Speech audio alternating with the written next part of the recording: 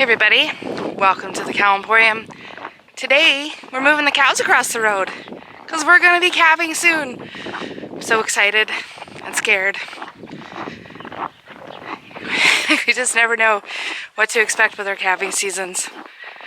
First off, we are going to shut some gates so that the cows go where we want them to. Then we're going to fill up the grain wagon and we're going to lead them. And they're gonna follow.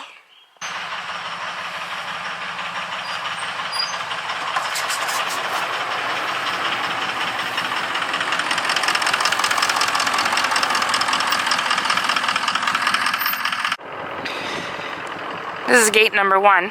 This is a gate we come in every day to drive through the field over to where the bulls are and feed them. You can see how this pasture is like right next to our home. The cows don't really have far to go because they're just across the road, but you just got to do everything in steps and stages. So the first stage is closing the gates. This pasture that they're coming to here is approximately 40 acres. Over the last, I don't know, whatever years, we've kind of doubled it. There used to be a fence halfway through Glenn took down, and in turn put this one up. So this is a hay field here, and this pasture here is what we have the cows on. It's really convenient. It's close to the house. We can walk out here to check the cows.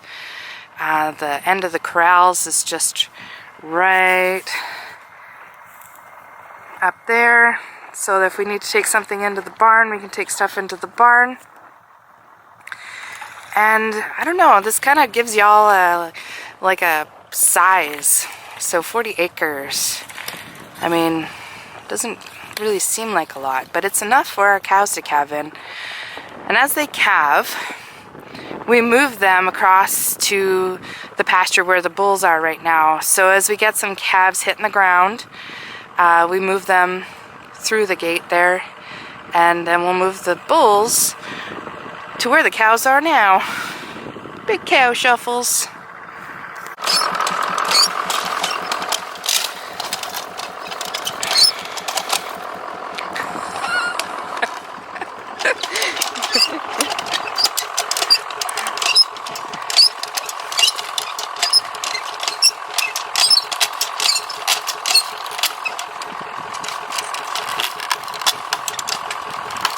Well, there's my ride. I better get going. Oh, by the way, he used the front stretchers to close the gate because the wires got tight this time of year.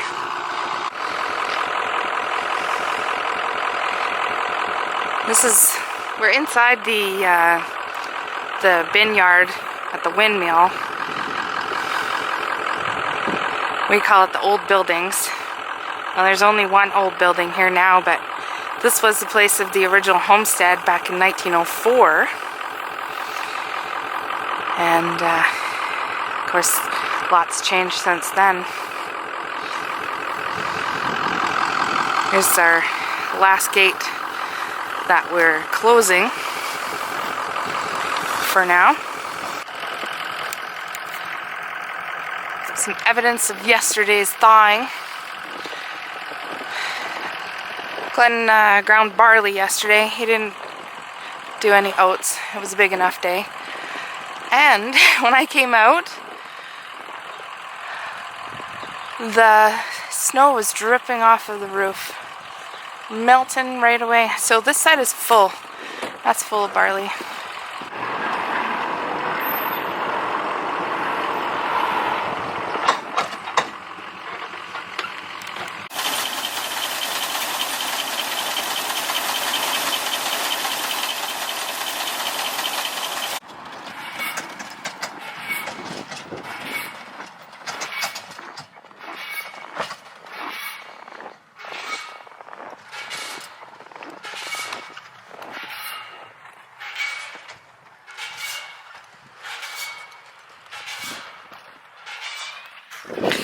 Cows aren't sure what's going on.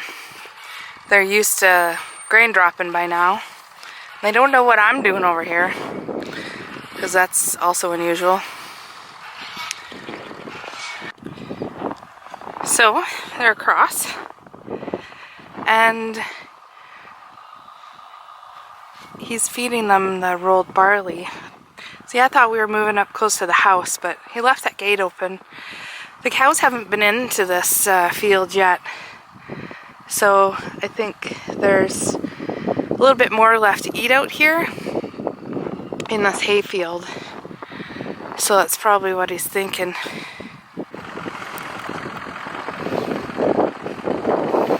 That's the zap zap.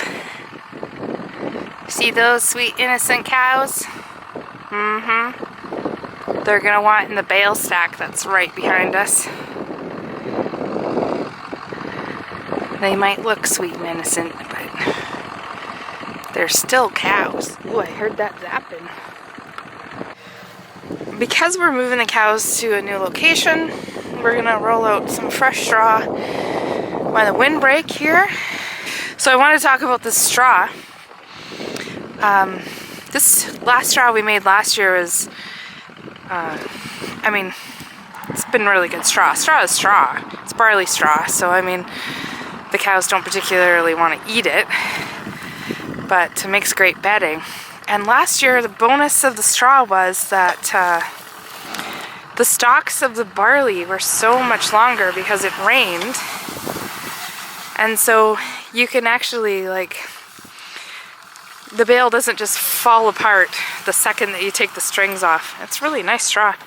Because we brought the cows across the road for calving, we're gonna need the space bubble where the replacement heifers are in the corral. So if you watched the video of us bringing the heifers out into here after they were weaned, this is where they're coming back to again. So they're just on the other side of that Caragana hedge there.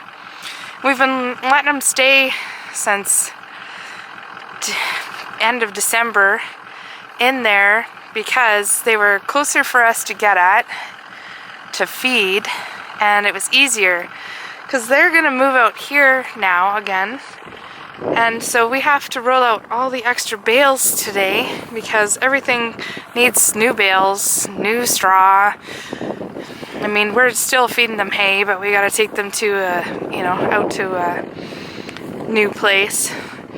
So that also means that we're going to have to bring them in every day in the morning to get their rolled oats. Though Glenn did mention this morning that he was going to maybe start giving them some barley. So that'll be handy because when they're switched over to barley eventually, it's a really slow process. You don't want to upset their bellies. Then he can just use the wagon to like put a little bit of extra on there for them, so he can just drive out here through the gate there and feed them with the wagon instead of hauling pails. Right now they're only up to 15 pails, but it's just that little bit of extra chores. Hey kids, you guys get to go out and play today. Oh, look at that stalking little dog. He's a bad dog. Him and a heifer had a little bit of a row one day and he got stepped on. It's been a few weeks. He's been limping when he uses his foot too much, his leg too much.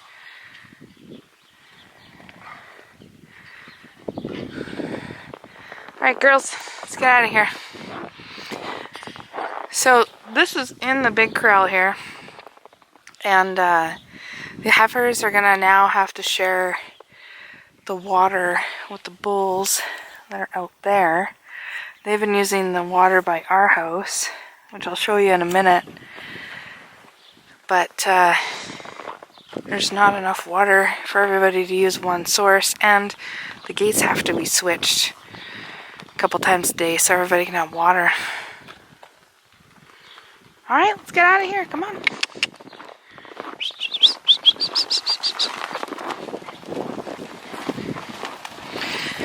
The snow's starting to warm up, so it's not nearly as squeaky as it used to was. Squeaky snow is so funny. There they go.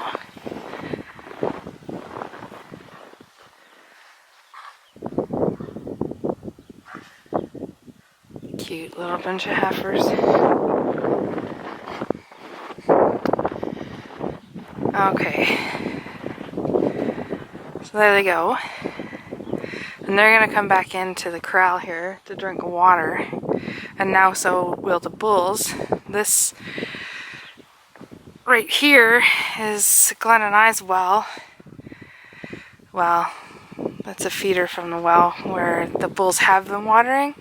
But now the cows that are out there are going to have to come in and water there.